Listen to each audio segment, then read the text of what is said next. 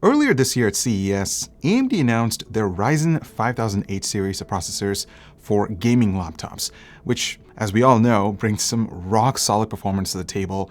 But they also announced the 5000U series catered towards thin and light devices. And that was really exciting because it embraces the Zen 3 architecture. Keep in mind that not all U series were Zen 3. There was a mix of Zen 2 as well. Anyways, ever since that announcement, things have been pretty quiet. There was no word from AMD or OEM manufacturers in terms of product announcements and availability until now, when this thing showed up at the studio. This is the Zenbook 13 OLED from ASUS, and it packs the fastest U-series processor that you can find on the market to date, and a beautiful OLED display, along with some other great perks. So let's dive into this powerhouse, examine the hardware briefly, and discuss performance. Spoiler alert, this thing is insane. Show off the cool build and not the cables with the new Corsair 5000 series. Welcome the all-new interior you'll appreciate for whatever build you desire without any hassle of cable management and appropriate cooling all around with proper dust filtration on all three models. Check it out below. Now, before I get into the specs of the Zenbook 13, I think it's important to do a quick refresh of the 5000U series. I mean, look, the fact that it's been almost 6 months since AMD's announcement, and they're only now slowly being able to roll out these chips, and by slow, I mean really slowly, really goes to show how tight the supply really is. Anyways, the reason why this needs to be brought up is because the 5000U series chips you'll see in these things are broken into two categories. The Ryzen 7 5800U, which has 8 cores and 16 threads, along with the 6-core 12-thread Ryzen 5 5600U, are the only ones with the new Zen 3 architecture. Meanwhile, the 5700U, 5500U, and the 5300U get the old Zen 2 cores, but with some enhancements for better overall performance. That means very good multi-core scaling from one generation to another, regardless of which 5000 series processor you get. But the Zen 2 parts don't get all the enhancements that allows the newest generation to be damn impressive in lightly threaded tasks. Considering a lot of thin and light laptops like the Zenbook won't typically be used for ultra-heavy workloads, looking towards the updated architecture could be a better idea. But like I said, worldwide supply of microchips has been pretty limited for the last year, and adding some refreshed Zen 2 chips into the mix is allowing AMD and some of their partners to roll out at least some new laptops right now. And that's exactly what ASUS is doing with the Zenbook 13 here. In many regions, you can buy the 5700U and the 5500U versions, or at least put in a pre-order, but the 5800U and the 5600U are pretty much impossible to find. But that doesn't mean the situation's gonna last forever, since some retailers already have it listed. I know some folks have mentioned availability in May or June of this year, but according to what we've been hearing, that isn't going to be the case, guys. Supposedly, most Zen 3 based thin and light laptops are actually being pushed back to after September sometime. And that's really bad news, especially if you've been waiting for one of these. So with that out of the way, let's get into what this generation of AMD Zenbooks is going to be rocking in terms of specs and prices. So this laptop actually starts at $800. And for that, you get a Ryzen 5 5500U CPU with 6 cores and 12 threads. You also get 8 GB of RAM, half a terabyte of storage, and a 1080p OLED display. For an extra $100, that'll bump the CPU to a Ryzen 7 5700U with 8 cores and 16 threads. Our sample comes with the new Zen 3 5800U with 16 GB of RAM and a terabyte of storage. Now, in terms of pricing, I'm thinking that it's going to be $1,000, even though that it's not confirmed, but that's what we've been hearing. So if that's true, that's pretty amazing. Now, from the outside, this laptop looks a lot like the Zenbook 14 that we looked at last year, featuring the 4700U processor. The chassis is mostly made out of plastic materials, and the lid features this spun metal finish that can easily pick up fingerprints. Oddly, on my sample, I noticed something rattling inside. It could be a piece of plastic somewhere in there, but keep in mind that I have a pre-production sample, so that could be it. The hinge is okay, it's pretty smooth and you can open the lid with one hand, but it does exhibit a lot of wobbling, and that can be discomforting for some people who type with laptops on their laps. And look, this is not going to compete with the premium unibody aluminum constructions that we're used to seeing on expensive ultrabooks.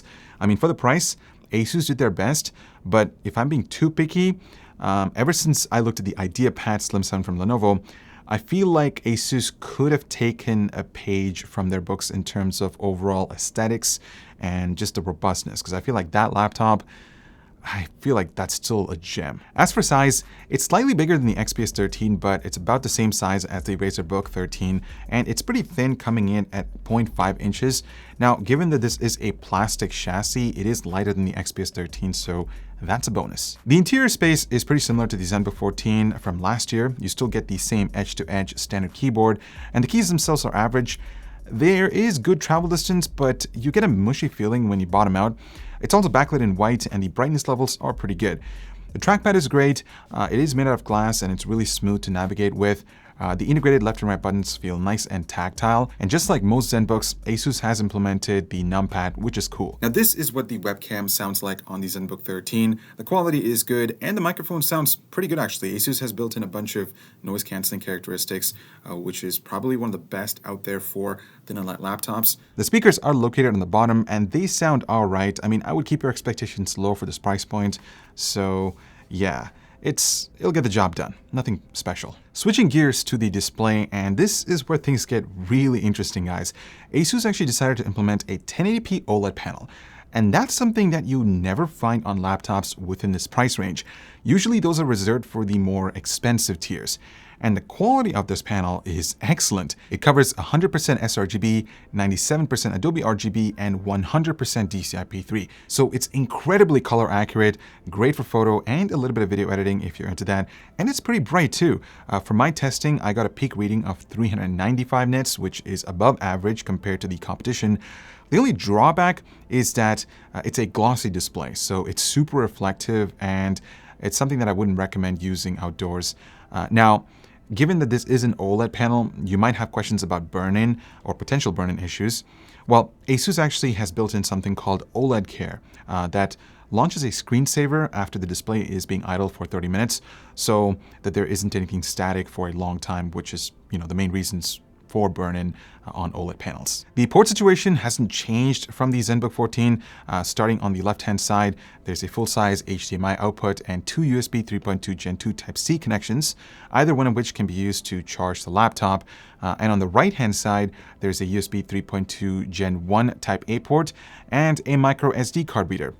And once again, they omitted the headphone jack. I know a lot of you guys were pissed about this last year, and I just don't know what to say this time. It's just really disappointing. I thought that they would take notes or take feedback from customers, but maybe they don't care. ASUS, come on, what happened? Now, getting under the hood of the Zenbook 13 was a bit challenging. You have to remove the rubber feet at the front in order to access the screws that hold the backplate. Once that's done, you can pop open the rest, and as you can see, the memory is soldered onto the PCB, so you only get one shot at memory configurations before you pull the trigger. The primary NVMe SSD is accessible, and the drive speeds on this one are really fast. In fact, it's the fastest that I've come across on an ultrabook. So I think it's time to talk about performance. How good is Zen 3 on a thin and light form factor? Remember, this CPU is going up against the best Intel has to offer with their Tiger Lake lineup, and we've already seen some pretty good competition from that end. For example, the 2021 edition of the Razer 13 had the i7 1165G7, and so did the Zenbook Flip S from earlier this year. The only thing that you need to realize is the 8-thread Intel CPUs are going up against this tiny 16-thread monster from AMD, so you can guess who's gonna hold the edge in a lot of the benchmarks. But the first thing I want to cover is probably one of the most important for anyone buying a thin and light laptop, and that's battery life. And yes, this thing just destroys everything here, except the Zenbook 14, which uses a Ryzen 7 4700U and a bit different power settings to get a ridiculous 20 hours. Also remember that when operating at our test at 250 nits, the OLED screen on this technically consumes a bit more power than the Zenbook 14. The most interesting thing is that this just walked all over the Zenbook Flip S, which uses an Intel Core i7 1165G7, and it has the exact same battery size. I guess that just goes to prove that AMD's power management is just really, really good. Even under heavy load, the Zenbook 13 is getting almost 4 hours of use time, which is also pretty impressive. This is also an area where the Intel-based Zenbook Flip S really puts the pedal to the metal and runs right to the front. It looks like when laptops are chewing through a workload, the Tiger Lake-based systems start making up some ground at least. Now, when it comes to performance, just like every other laptop manufacturers, ASUS has added a few custom power plans that are pretty straightforward. So the standard mode basically balances performance with efficiency and fan speeds just to make sure you get the best all-around experience. Meanwhile, Whisper mode sacrifices performance for lower surface temperatures, and of course, the fans are almost turned off, which is certainly handy for conference calls. Finally, Performance mode does exactly what it says, optimizes everything for the best possible performance if you need to sort of speed things up for your workflow, but also that means the fan noise is going to be a little bit higher, as well as the CPU temperatures that are on that same level as well. So keep that in mind. And based on what I saw from acoustics, every mode offers something different, but even in the highest setting, the Zenbook 13 never really got loud. The only annoying thing was Performance mode ended up running the fans at higher RPM levels during idle times, like just web browsing. As far as surface temperatures goes, well, this thing's really well behaved, guys, and you don't have to worry about popping this thing into your lap every now and then. But how does this all translate into frequencies, temperatures, and power? Well, in high performance mode, ASUS is running the 5800U pretty close to its 25 watt limit, at least for the first 4 minutes of testing. Then it starts drawing back to about 21 watts and stays there until the rest of our test. Standard mode actually looks like a bunch of waves at the beginning where it goes between 17 watts and 18 watts, but it behaves a lot like performance since after about 10 minutes, it levels off at 14 watts. And Whisper, well, that just sticks to just 10 watts.